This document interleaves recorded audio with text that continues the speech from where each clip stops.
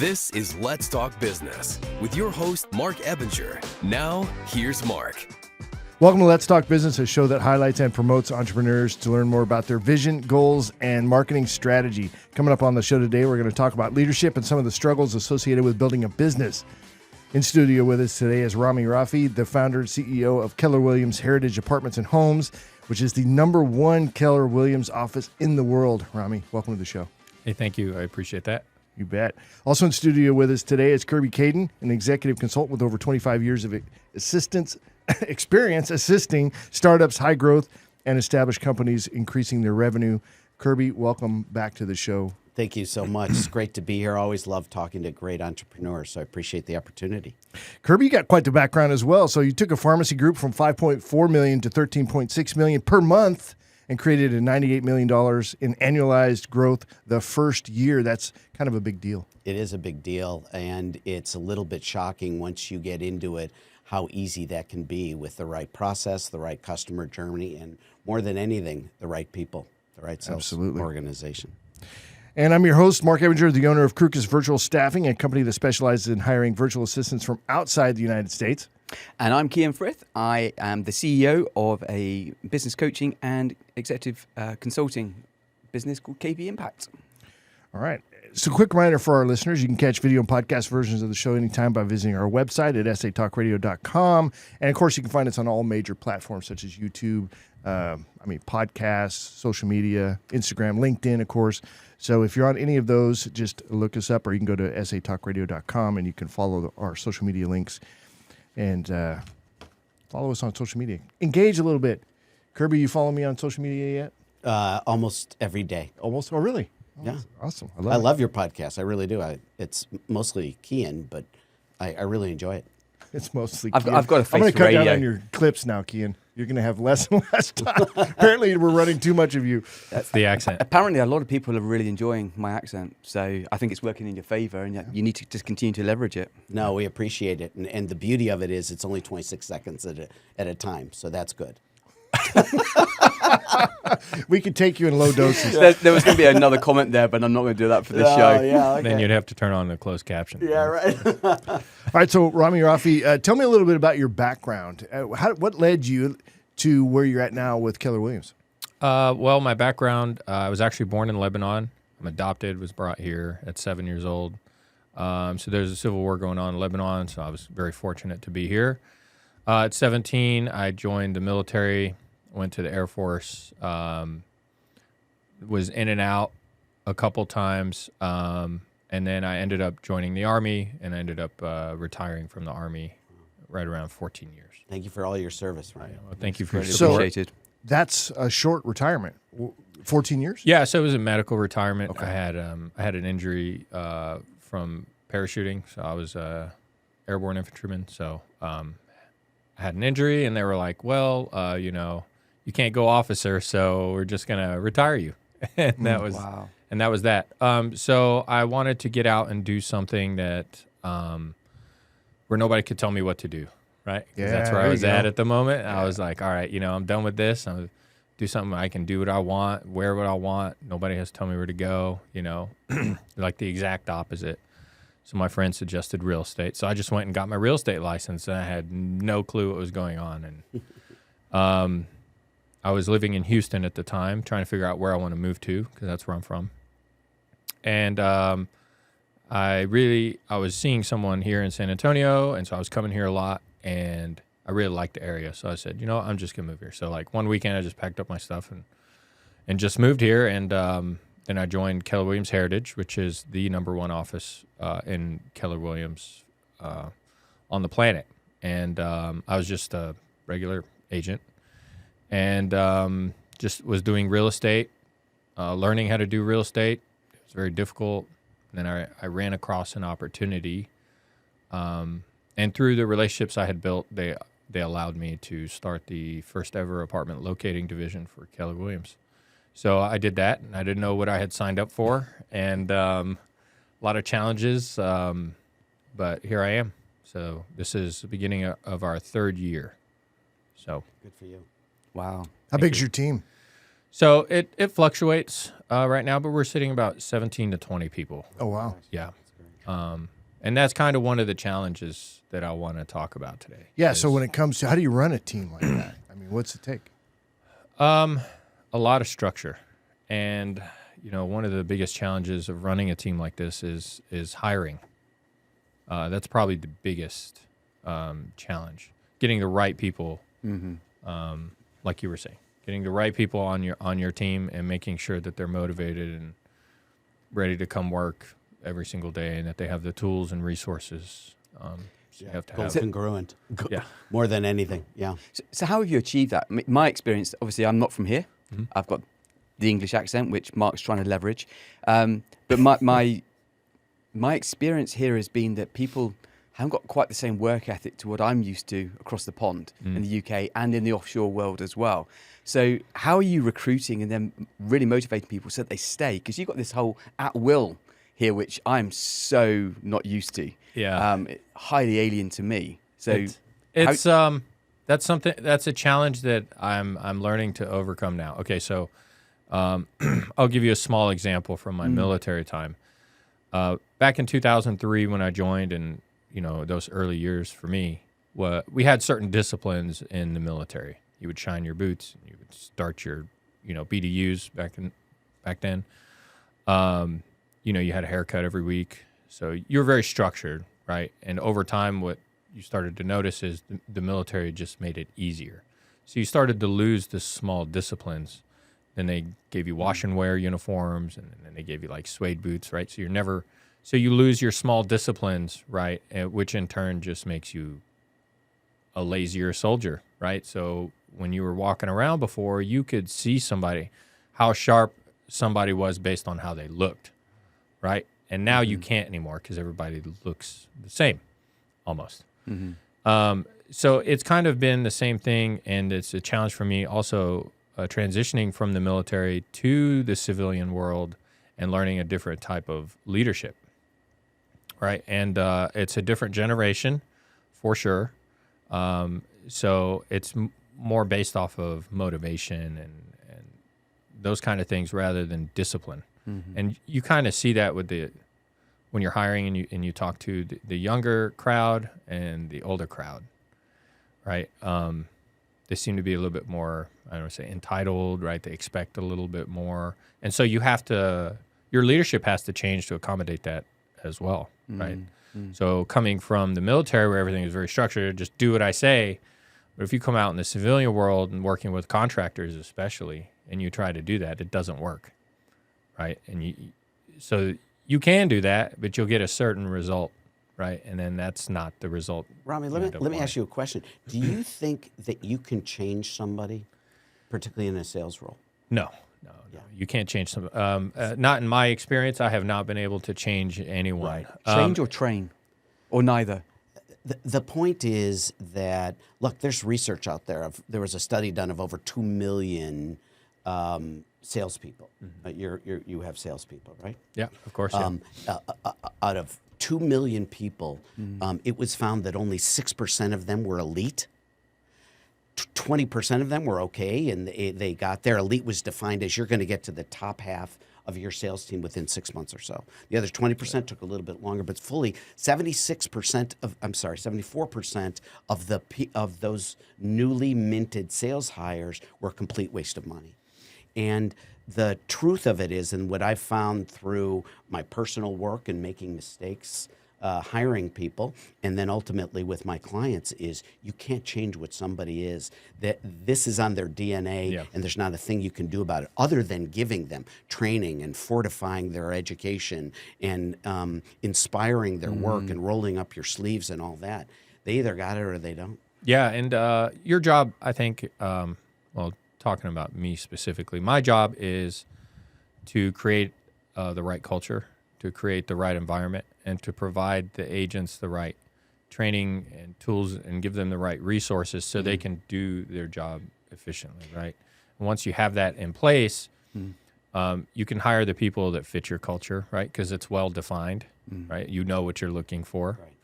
Right. And you have performance standards, right? Because if you don't, then you have people just doing whatever they want, right? And once you have all that stuff in place, right? And you build out your systems and models. It's much easier to hire somebody that fits into that role than if you don't have those things defined and you're just trying to hire people to just come work for you, right? Right? Yeah. I tried that. So in the beginning, it was like, hey, we're starting an apartment locating division, right? Like, hey, just come join. You want to do apartments? Come join. And my turnover was every 3 months I would lose my entire team.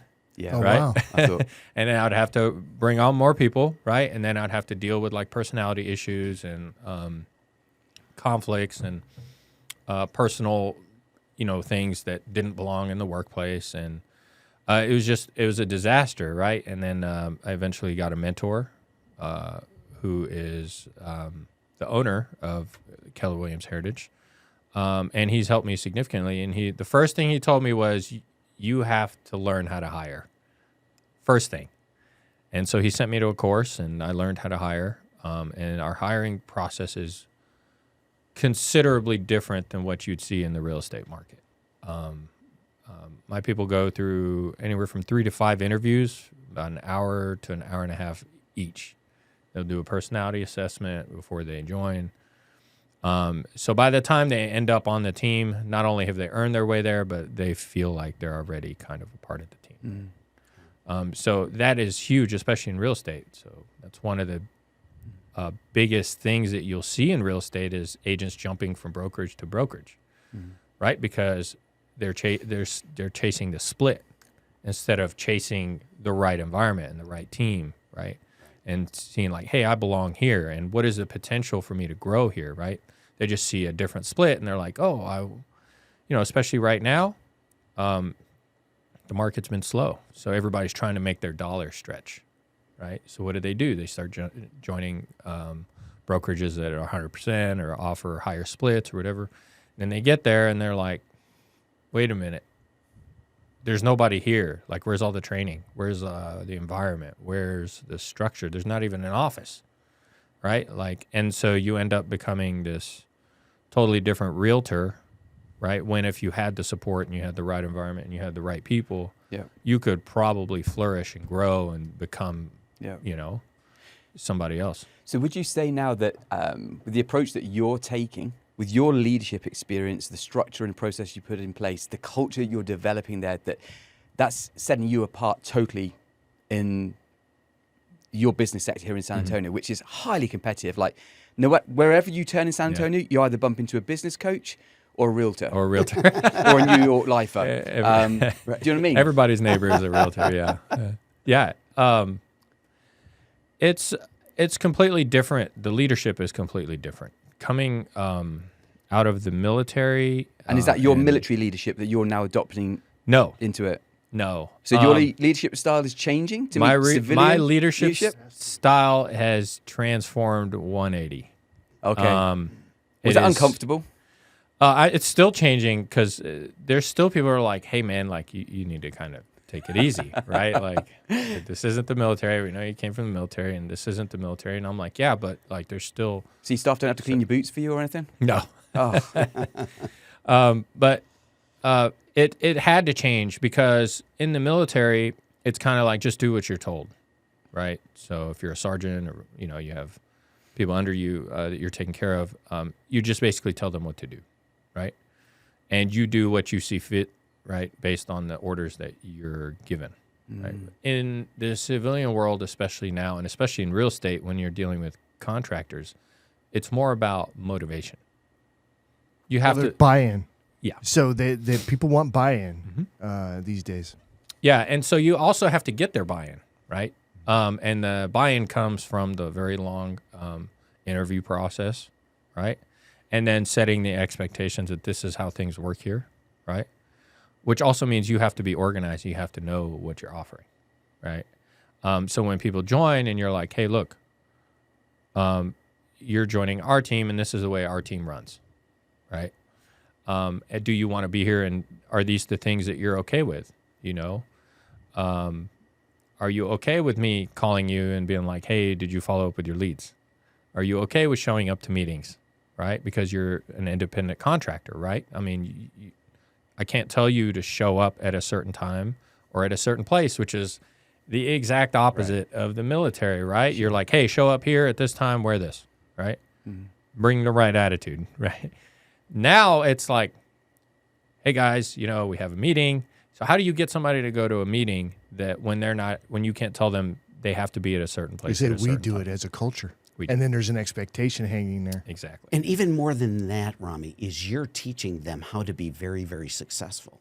You're not asking them, are you prepared to go along and put your train on this track? But I am in a position to make you disproportionately successful if you follow this sort of cultural path. And that's the key. And that's what makes it sticky, I think, right? Yeah, it does. And that's part of the culture that you have is when you're setting the performance standards and you're setting the expectations, they sign on that before they even start working in your organization. So you have a piece of paper and you say, here's my expectations. You have to produce this much. If you can't, that's okay. But we can't have you on the team, right? Because we are also a business and we also have to pay for certain things. The technology you're using, we pay that out of your split, right? Like the training that you're getting, we pay that out of your split. The guy who's working accounting to pay your invoices, we have to pay that out of your split. So, yes, you could go to a place that's 100% commission, but what are you going to get, right? And so I try to condition the agents and let them know that if you're thinking like a business person, right, and I'm giving you tools to give you your time back, right? In apartment locating, one of the biggest things that you're going to run into is invoice collection. So a lot of apartments don't pay out 30, 60, 90, 120 days out. So you're working now, but you're not getting paid till later. And they'll slow roll you forever if they can, right? Indeed. If you're not consistent with the follow-ups. So that's a lot of time per week spending chasing invoicing, right? But if I can give you a guy that says, hey, all your invoicing's taken care of. You focus on leasing. If I can give you a CRM, right? These are all tools, right, that we built. And it says, hey, I'll give you your time back. You don't have to fill out paperwork. The system does it for you, right? If I can give you an office to work out of, right? Now you're getting all these tools and resources. Now what you should be able to do is take that time that you were spending doing all that stuff and be able to create more income. Right. Definitely. So what's happened to your retention now that you've implemented all these great cultural moves? Well, a couple things, right? We had some people on the team from previously who I didn't go through the interview process, and as we continue to grow and shape our culture, some of those people don't fit, right? So you have to. That always happens. They have to go. And did they naturally go? Some of them And realize that actually the You culture kind of- didn't suit where they were at. They weren't aligning with it. Yeah, so there came a point when I realized that I needed to do a cultural shift, and I needed to define what the company stood for and how we operated. And as soon as I did that, I noticed a couple things. One, the people who didn't belong ended up leaving because they don't want to be a part of what we're doing. They did you a favor. Yeah, absolutely. You're grateful. Yeah. I mean, yes. Some of them were really great producers. Some of my top producers at that time, they all left because the culture didn't fit, right? But as we continued to develop our culture and I set those standards, another great thing happened. I started being able to hire through attraction and not from promotion. Right. Which means I was able to set the standard for what the company stood for and what we represent and things like that. I want to back up because you said a really, really critical thing that one's instinct would tell you never to do. Don't chase away your top performers. Producers, yeah. But the value of that is exponential because Absolutely. you are setting an example to everybody, really. What is important and sacrosanct to the success of everybody. And by doing that and say that nobody is an outlier in terms of cultural values Absolutely. and mission, vision, all that, you're establishing a culture that is permanent. Yeah. Yeah, the culture that's a big deal. Yeah, it is. It's a huge deal, especially if you want to grow. Yeah. You can stay small and have those Right. issues, right? Because you can kind of handle them. But if you really want to grow and you want to have a team that works in sync, you really have to create that culture. Yeah. And it's really interesting, Kirby, you've probably worked with a lot of businesses in your very long career so far. I've worked in a few, a lot. And a lot of the civilian leaders, they don't have that approach to culture. They don't understand what the business stands for. And they're willing to lower their standards far too frequently. Yeah, just for the Absolutely. rev. Just for the rev. You're absolutely right. And so they take the short-term gain for a longer-term pain because they haven't put that effort in. Now, you're smiling. So Yeah, I'm kind of feeling that you have maybe a view there because your leadership from the military perspective, you brought into the workplace, you've had to change and adapt, you have to do some 180s, but there's still some core to you that says, I need to do something about culture and so forth, and I'm taking these steps to go and do things. But do you find that so many people in civilian leadership running businesses, like I've seen it so many times where it's poor, you must be seeing it. And Yeah. What do you think that someone who's listening to this right this second could learn from you, apart from just the culture? Is there anything else that you'd be saying, you need to be hearing this Yeah. if you're going to go make your business successful with Absolutely. really good leadership? Absolutely. The number one thing that stands out in my mind is the cost of a bad hire is exponential. It will Definitely. destroy your entire company. It could destroy your entire company Yeah. if you hire the wrong person. Indeed. I like to think of it more like marriage, right? You spend a lot of time with these people. You're spending a lot of time working with them. And so,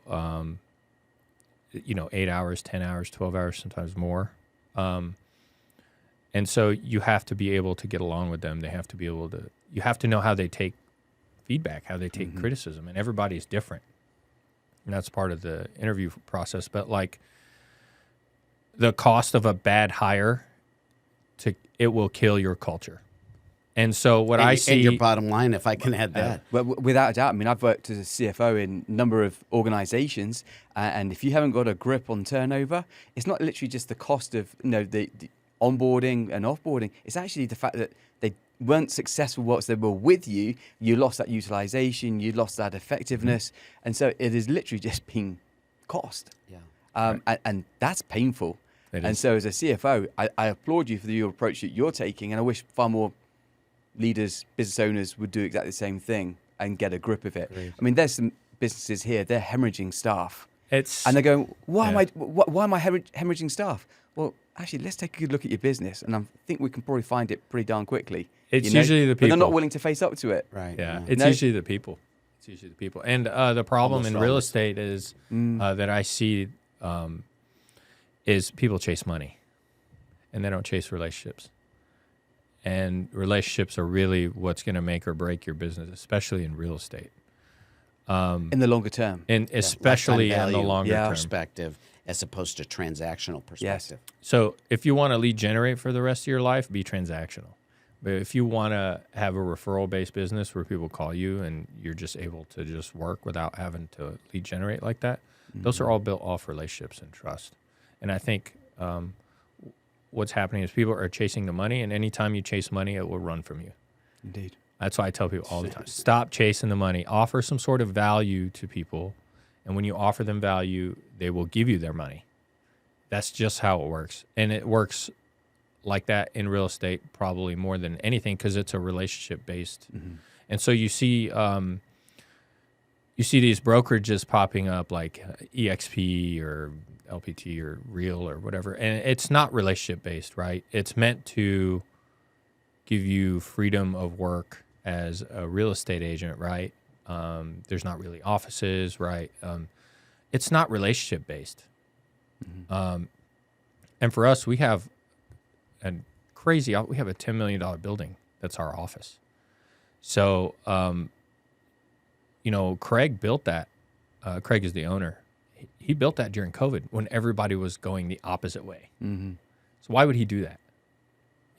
Because he really truly believes in relationships, and relationships are what's built his company. He has 1,100 to 1,200 agents in his market center alone in one market center, That's amazing. which is unheard of. It's a gorgeous building, too. Yeah, it's absolutely beautiful. Yeah. like nothing I've ever seen. And so why would somebody go and invest that much money during COVID when everybody's like, oh, the office is dead and, nobody's going to go back to work and everybody's going to work from home now, because it's based on relationships. Yep. And we're doing better than So ever. you've been successful trying to find the alchemy to build a culture and a real estate business on a residential level. Do you work with other offices and help them to achieve the same? Not yet, but we will get there. Like we're opening our Houston office now for apartment locating. So we are the fastest growing apartment locating company, probably in Texas. That's awesome. Yeah, That's amazing. not only in production but also with our agents. That is awesome. I mean, the speed of growth has been exceptional. Yeah. So the thing that goes through my mind then as a CFO is like, okay, so where's it going to be in 3 years' time? What's it going to look like in 5 years' time? You know, is this multiple offices? Is this US wide? I mean, Kirby's got a smile on his face. He's like, yes, I see growth here. You know, what's it look like? For me, before I even started, I already had the vision that I wanted this to be nationwide. So that's been my goal since before I even started the company. So everything I'm building, all my systems, all my models, everything is based off of we're going to be nationwide. So we're definitely going to be taking over Texas first, right? And when we get all our market centers up in Texas and everything's flowing, you know, it's like one taco stand at a time. You know what I mean? I like the fact you're taking over Texas. yeah. I mean, that's a pretty bold statement. Yeah, something subtle. Yeah. Sort of overnight thing. It was my goal before I started. You know, I think one of the aspects of leadership is just having a vision, right? And being able to communicate that vision to the people that work with you, right? Not necessarily for you, but with you. And for them to have buy-in, like you were saying, on your vision. If you look at like Elon, how is he building multi-billion-dollar companies so fast? You know, because he has a vision and people believe in his vision, right? And they follow him. But it's really interesting. The word vision there, I don't hear about it enough in businesses. And you know, without vision, a business, a person will perish. Yeah. And it's actually one of the things that I ask for when I ask for a plan on a page with people that I'm working with is I want your vision at the top. And they some people will look at me like, what do you mean my vision? It's like, well, where do you want to be? why are you doing this business? You know? So I'm so pleased to hear you have a vision. Is it changing? Is it something you revise and go, wait a minute, actually, that's too small a vision now? Because we've had such rapid growth. Actually, I'm going to revise that. I want to go and do something that's even bigger. Yeah, you know? so we had a goal. Something that's really audacious, you know? Yeah, it does. It'll change as you grow because your mindset changes, right? And your hopefully your mindset expands. You know, Grant Cardone talks about 10x. It's a real thing. Yeah. It's a real thing. And so when you start to think bigger and you're open to thinking bigger, I'll give you an example. If I told you, okay, hey, I want you to produce $5,000 in apartment production per month. That's not really that hard, right? Average lease in San Antonio is like $1,300. If you're working 40 hours a week, you can get a couple of leases, right, per month, right, and hit that 5K. You would have an idea in your head of what you would need to do to get there, right? So then if I told you, okay, and now I need you to produce 50,000 in production per month, now it's a totally different game. Or maybe 500,000 in apartment production per month. It requires a totally different mindset. It requires different tools, different everything, right? Now you have to learn how to leverage. Now you have to learn how to, you know, create success through others. And that's really what it is, right? So as your mindset grows, your vision is going to grow too. I've heard a lot of entrepreneurs who've made it big, and they're like, yeah, I mean, if you look at Alex Hormozy, I don't know if you guys know who he is. Yeah. So he was talking about when he figured out that he could sell his model over the phone rather than having to, he owned Gym Launch. So he would go and open up a gym, right, and get them started and all this stuff. Well, he ran into a lot of issues. And then eventually he was like, well, maybe I'll do something else. But then a guy approached him and was like, look, dude, I just need the model. So he's like, okay. He's like, I'll give you the model. He's like, how much? He's like, the biggest number he could think of was like $6,000, right? So he did that, and the guy was like, done. And he was like, oh, that was easy. So he just like saved a whole month's worth of work, right? And so the next guy called, and he was like, all right, 10,000. And he was like, done. And he was like, okay. So his vision started to grow, and then as his vision started to grow, he also realized kind of what he had, and so he continued to develop that. And now he does, 100 million in revenue. So like I want to go back to your exponential growth that you've experienced. I've got to think that if the realtors are ubiquitous, right? They're out there and they're probably very interested in finding out what your pixie dust is, right? They want to know what your secret sauce is and how they can get involved in something with such amazing exponential growth. One is we're very selective, right? Because again, the culture. Two, I think if you're looking to find somewhere to work, I think you have to look at a couple things. One, the people who work there. Do you get along with the people that work there? Are you comfortable with how they do business? Right? What's the support look like? Right? When you need help, is somebody going to pick up the phone? Right? Do you have the right tools? Are they going to provide you with the right tools to be able to do what you need to do? Yeah. Right? All these things are really very crucial when you're looking for a job. But unfortunately, what happens with a lot of realtors is they just chase the split. And so what they don't understand is if you have the right environment and you have the right tools and you have the right support, you can produce significantly more. And so the split doesn't really matter, right? Because if I can teach you how to make $15,000 a month when you're making $5,000, right? And I'm taking just a little bit more than I would normally take for the split, right? You're making a lot more money, double, triple your money.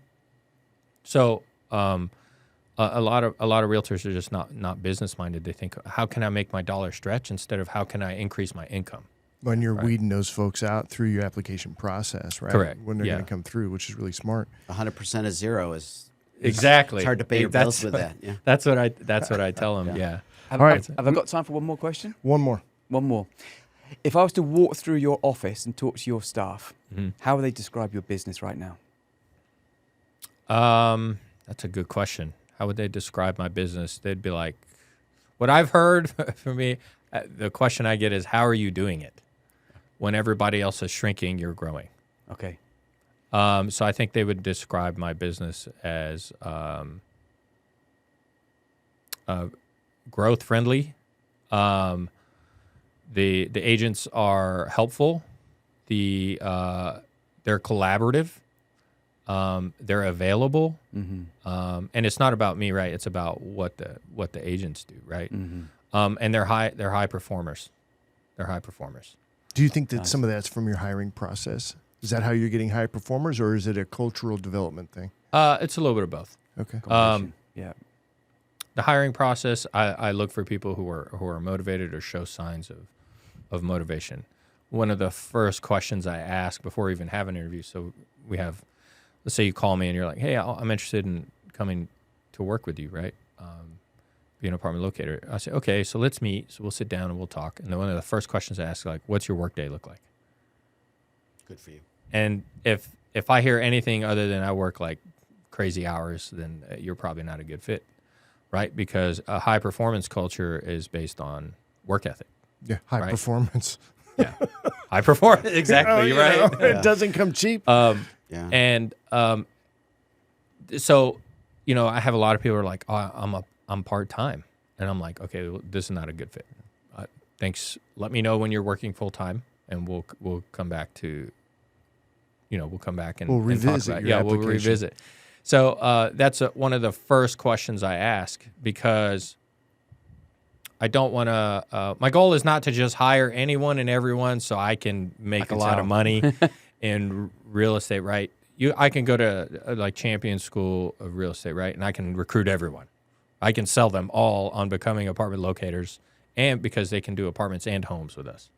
So I can sell them all on that vision, right? And then just throw spaghetti at the wall and kind of see what sticks.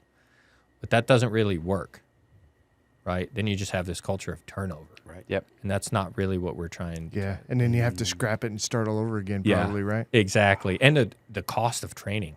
It's huge.